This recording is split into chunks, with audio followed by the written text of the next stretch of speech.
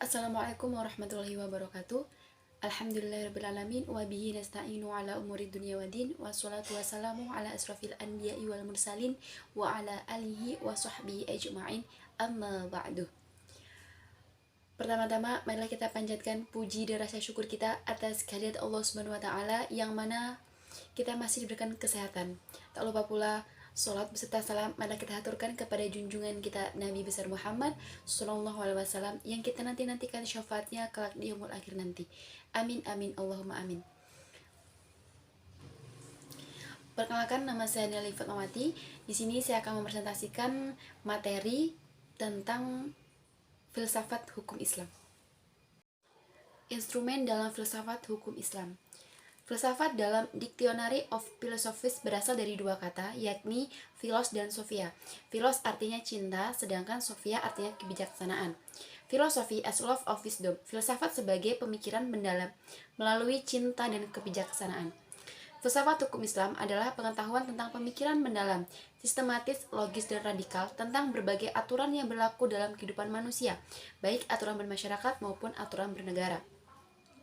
Filsafat hukum Islam adalah pengetahuan tentang hakikat, rahasia, dan tujuan hukum Islam yang baik yang menyangkut materinya, maupun proses penetapannya, atau filsafat yang digunakan untuk memancarkan, menguatkan, dan memelihara hukum Islam, sehingga sesuai dengan maksud dan tujuan Allah menetapkannya di muka bumi, yaitu untuk kesejahteraan umat manusia seluruhnya.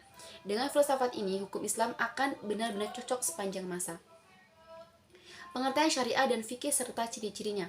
Makna harfiah, syariah adalah jalan menuju sumber kehidupan. Syariat adalah rujukan tindakan umat Islam dalam beragama yang erat hubungannya dengan masalah akidah, ibadah, dan muamalah. Sedangkan secara etimologi, syariah berasal dari bahasa Arab, syara, yasra'u, syara'an, wa syariatan yang berarti jalan ke tempat air. Kata ini kemudian dikonotasikan oleh bangsa Arab dengan jalan yang lurus yang harus dituntut. Sedangkan menurut terminologi, syariat berarti jalan yang ditetapkan Tuhan yang membuat manusia harus mengarahkan hidupnya untuk mewujudkan kehendak Tuhan agar hidupnya bahagia di dunia dan di akhirat.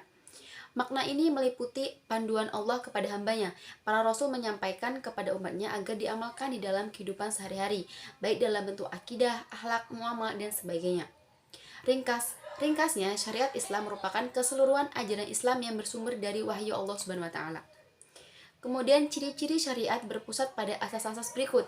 Yang pertama, ketuhanan atau rabaniyah. Yang kedua, universal atau alamiah. Yang ketiga, menyeluruh atau sumul.